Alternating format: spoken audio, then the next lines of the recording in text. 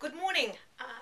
My name is Mrs. Ann Feinleib, for those of us who haven't met yet, and I didn't have a chance to introduce myself.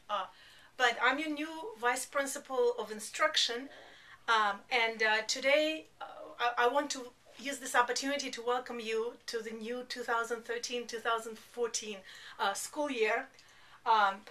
And since most of us, including myself, still having trouble transitioning from the summer mode to the school year, I'm going to try to keep it light. There are a lot of cartoons that I included in my presentation and some music for your enjoyment. There is a PowerPoint that I'm going to walk you through this, and there's a handout that all of you received for more detailed outline of what we're going to talk about and some practical suggestions, including diagrams, website links, matrices, and so on and so forth. So again, like I said, my name is Mrs. Ann Feinleib, and Happy New 2013-2014 school year, and welcome back. And I'm sure this is how most of us feel at the moment as parents or teachers. A few words about my background. I'm a trained language teacher. I have extensive classroom experience teaching German, English, and English as a second language to both children and adults. And my teaching experience comes from 4 countries all over the world. I also have 16 years of corporate publishing house experience. I worked for Institute for Scientific Information in Philadelphia before I switched back to teaching. I have the native fluency of English, German, and Russian, so for those of you multilingual people in the audience, if you want to pass on the notes without me understanding what it is, do not use those languages. I have the genuine love for children and learning. It comes from my family. I'm inspired by 4 generations of teachers in the family, and also with all the ups and downs that the teaching profession brings, despite the fact, I did go into teaching. I have a very outgoing, kind, and encouraging personality. I'm willing to help at any point. Please come to me with questions, and I'll be questioning a lot of things. But there is one thing that I really hold dear, and this is academic excellence and the children's interests. So I can be very ruthless when those things are at stake. I consider myself intellectually curious. I read a lot. I think it is extremely important for us as teachers to continue reading in all different subjects and all different languages in my case, and this is how we can model being lifelong learners for our students. My motto is there is always room for improvement, starting with what I do, so you're welcome to give me suggestions, and for, the time comes when I come for observations, there is always room for improvement, so don't take it the wrong way. And I'm known to really laugh at myself and question anything that I do. Today we're going to spend some time talking about effective education, effective principles of effective education, principles of effective teaching and learning. And like I said, I've included 10 different things that in my opinion are very important. We're going to have a brief version on the PowerPoint. I welcome any questions or concerns or misunderstandings, and also refer to your handout as we walk through that. As principle number 1, I put experiential education. The eminent 20th century American philosopher John Dewey is considered to be a pioneer in the field of experiential education. I like his work a lot, and I'm going to be quoting from John Dewey a lot today. In his book, Experience and Education, Dewey states that experience should be at the core of our educational efforts. And here's the quote: "Education, in order to accomplish its ends both for the individual learner and for society, must be based upon experience, which is always the actual life and experience of some individual." As teachers, we're trying to create meaningful learning experiences by relating educational matters to things outside the classroom. And if we succeed in doing that, then we inspire the students and get them ready for the future. In other words, according to Dewey, who recognized societal and personal advantages of students' comprehension, when this occurs, and it is founded upon experience rather than abstract concepts, students have higher rate of retention, and also when they discover things on their own, this knowledge is kept by them for life. There is a website included for your convenience, and this is from Rutgers University. Principle number 2, which I called individualized education. There are many, many names for it. People call it differentiated instruction, differentiated education. This is not to be confused with IEPs, although I'm a strong believer that every single student, not only classified student, should have an IEP. Effective education accomplishes this goal by giving learners a wide choice of learning materials that relate to students' diverse cultures, lives, and experiences, and by taking into consideration all multiple intelligences as formulated by Howard Gardner, as well as the principles of differentiated instruction and differentiated assessment. Everyone agrees we need to do differentiated instruction. When it comes to differentiated assessment, a lot of us are afraid of it, but we need to remember it is part of the individualized education.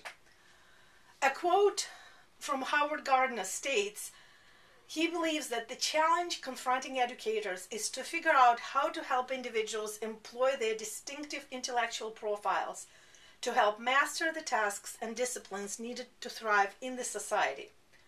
And once we as educators discover how students learn, we are better equipped to map a path to their success. Here is a diagram of multiple intelligences, and on the right-hand side, you see a pyramid of the very respected and accepted Bloom's taxonomy. When I am teaching, I find it very helpful to keep those diagrams next to my desk so it is visible to me at all times to remind myself that the different, students do learn differently. Also in your handout, there is a matrix of how to thread, if you will, Gardner's multiple intelligences through Bloom's taxonomy and come up with very meaningful and efficient ways to teach. There is also a multiple intelligence survey that you might like to administer to your students. I have done it for 8 years with great success. The children like doing it, and I kind of always every year start with myself to see where I am in terms of multiple intelligences to create this personalized environment in the classroom. Principle number 3, student-centered education. According to John Dewey, again, it is critical that education occurs within rather than outside the life continuum of the students. Learners should be encouraged to bring to class diverse practical problems that they are facing and to explore how they can solve these problems by utilizing their academic competences free of any authoritarian domination by the teacher. In other words, we should not expect students to leave their problems and concerns outside the door of the school building. Vice versa, we should encourage them to bring them to class, but then our very, very tricky task is not to act as a master, but as a facilitator of intrinsically driven inquiry. The students must be given wide-ranging autonomy in the selection of the learning matter and learning strategies. And I would like to also add another quote to the student-centered educational principle by Tomlinson, who said, "Teachers are the chief architects of learning, but students assist with the design and building," and then we switch roles, and it produces really high-quality education. Number 4 principle is brain-friendly education, brain-based education. There are very, very main names and variations on the theme. One thing remains true, though.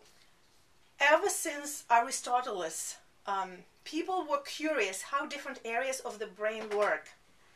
Teachers especially were always interested in improving their students' ways of learning.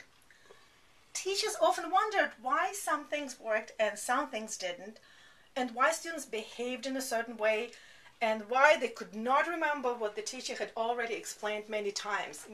How many times have we wondered about that? I've already taught that, but they still don't get it. The practical base of the teaching profession was probably closer to folklore than scientific knowledge. Most of the time, teachers could predict what would probably occur in the classroom, but generally did not know why it occurred. It all changed since the brain-friendly principles and brain-based educational principles were introduced. Today, according to Kagan, as we align our thinking about thinking with how the brain actually functions, and we align it with the needs of students entering an information-based economy, we will better align our teaching with how the brain best learns and also the needs of our students. In the process, we will become more efficient educators and better equip our students with skills to success. In your handout, you will also find, once again, the principles of Bloom's taxonomy threaded now with the brain-friendly methods of teaching and the resulting skills. There is also a link to a very popular blog by teachers who have made it their priority to teach in a brain-friendly way, and there are some heated discussions that I'm welcoming you to join. Principle number 5, democratic education.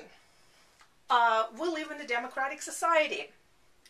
I would like again to turn to John Dewey and his another very famous work, Democracy and Education. Dewey asserts that all societies use education as means of social control, in which adults consciously shape the dispositions of children. Education in and of itself has no definite meaning until people define the kind of society they want to have. So our principles of education, of teaching and learning, will be vastly different from any other society which is not a democracy but, say, a dictatorship. In a democratic society, educational process implies an interaction between teachers, students, administrators, parents, and other stakeholders, and must be guided by their mutually recognizable common interests. Within those common interests, students must be able to set their own learning goals that ultimately converge upon becoming effective citizens in the global and increasingly dynamic society. The common interests between all stakeholders thus develop into a still broader interest of meaningful citizenship that is shared by a much broader community. These are the steps described by Dewey, and this is how education contributes, in the sense of Dewey, to building and expanding a democracy. If we turn to the theory of leadership by Burns, this is also how education contributes to progressive transforming of social values. And if we turn to the theory by Sergio Giovanni and his work that we're reading on principalship, this is how it actually contributes to raising future strong transformative leaders from amongst today's student body. Principle number 6, competency-based education. Educational practice needs to motivate students to become competent, self-directed learners. I would like us to take a moment and remember our college years when we learned Maslow's hierarchy of human needs. So in accordance with Maslow's highest level in the hierarchy of human needs, the need for self-actualization, that's what needs to happen. Our students need to become self-directed learners. Another aspect, a very important modern notion, is that students must be able to attain the competence to solve professional problems. They need to become lifelong learners, since our society and professions change so quickly, and they are also required to cooperate well with others. This model of teaching, of principles of teaching and learning that is called the competence model, is explicitly designed not to transmit passive knowledge, but to project onto problem-solving situations. These situations are not predetermined from outside, but it is up to their participants, and I mean our students, to perceive, define, interpret, implement, and control these. Students must learn generic problem-solving skills instead of fixed definitions. It is very close to my heart as a world language learner, that world language teacher, that the students actually acquire problem-solving skills and the real knowledge as opposed to just memorizing the facts. And I'm sure that the teachers from our fields can concur on that. Here's an excellent quote on the competency education by Edgar. Knowledge should not be memorization of information, but it should be constructed by research and application for today's world. Problem-solving education leads us to the necessity to future-based education.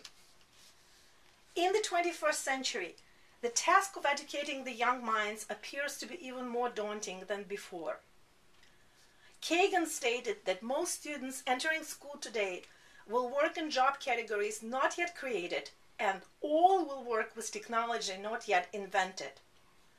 Current government studies specifically point out the necessity of certain skills in today's marketplace.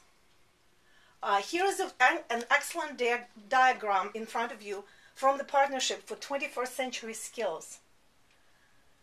New Jersey Department of Education has identified those themes in many of our content standards.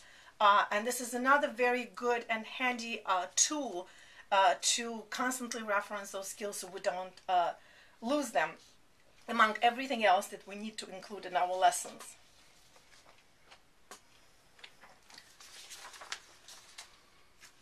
Education for the future goes hand in hand with innovative education. Former U.S. Secretary of Labor Robert Reich called our attention to the necessity of pioneering problem-solving education that targets high-level cognitive skills, and also called our attention to a particular group of workers whom he called symbolic analysts. It is in this group, regardless of the line of work, where higher-order thinking skills like abstraction, systems thinking, experimentation, and collaboration, according to Reich, become a priority. We've heard many times the complaints from the employers that our high school graduates do not possess those skills. Teaching for innovation also gives us certain flexibility. It is beneficial not only for the future, but it is beneficial for both teachers and students. As Sir Giovanni observed, problem-based learning provides a happy balance between discipline and discretion for both teachers and students. Teachers have flexibility in making choices about what will be studied, what materials will be used, what teaching approaches to use, and so forth. Students will decide how they will learn and what. If you teach technology, mathematics, engineering, or science, you're certainly familiar with the initiatives and goals of STEM Education Coalition. And this website and their ideas and grants especially deserve your priority attention. But even if you teach other subjects, please make it one of your professional development goals next year to seek the most current innovative approaches and teaching methodologies to your subject. Go to workshops, take a webinar, share what you learn with your colleagues and with me. Principle number 9, that I call it interpersonal education. Again, a quote from Dewey. Communication is a process of sharing experience till it becomes a common possession. An eminent part of workplace or college readiness for current U.S. high school graduates is their ability to communicate effectively with teachers and other adults, as well as with their peers, to collaborate as a member of a team or work independently. On the right-hand side of the screen, you see the attempt by two very interesting initiatives, the Common Core State Standards for English Language and Literacy, and by the American Council on the Teaching of Foreign Languages, that are trying to present all aspects of communications, be it writing, speaking, listening, or reading, as interpersonal, interpretive, and presentational. These standards describe the expectations that ensure all students are ready for college, career, and the world. Of course, if you are teaching English or world language, the center focus of your lesson is communication. But even if you teach other subjects, please make sure your lessons are models in communication, and make yourself familiar with those standards. Last but not least, collegial education. Collegiality is a very important aspect of the effective functioning of a school. It critically affects the performance of teachers, the coordination of curriculum within and among academic programs, and actually the overall health of the educational institution. Collegiality is what distinguishes a poorly functioning school from a successful school. Teaching is often referred to as a lonely profession, and we are all familiar with that. But a teacher really does not need to be forced to function in a vacuum.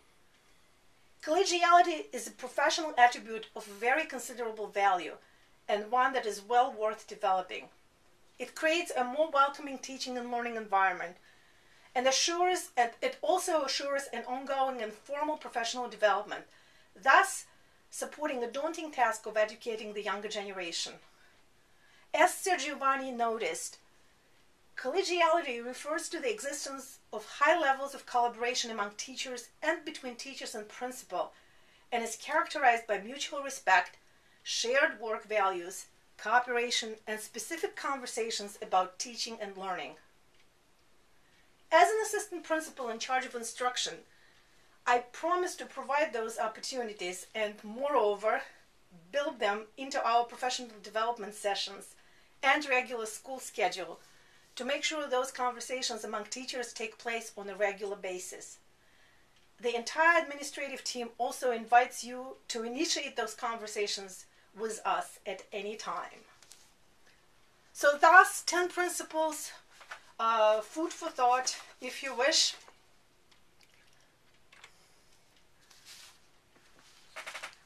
I just wanted to tell you again that I have an open door policy. Whatever you want to discuss, my door is always open. I will be in the hallways and in your classrooms, getting to know you, your style, and our students. I really enjoy heated discussions of intricate curricular, interpersonal, and seemingly trivial matters. Please consider using resources outlined in your handout, and we will be looking for this evidence as reflected in your lessons plans, in your curricula, and during formal and informal observations that will start in October. So I'm calling upon you, so let's have a very good and successful school year together. If you thought this is it, it's not. Please wait, it's not over.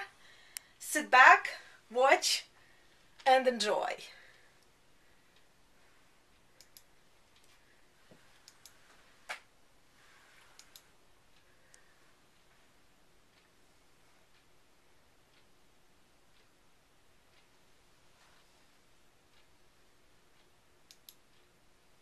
There's some technical difficulties, but I think it will start momentarily.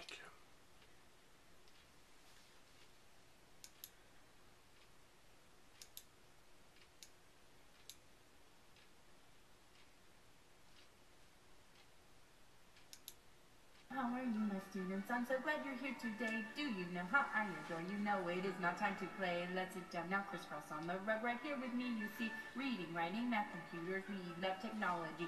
Do your work now. Share, take turns, and make a deal. Best behavior. Stop poking him in the ear. Oh no, nosebleed. Please, no hepatitis B.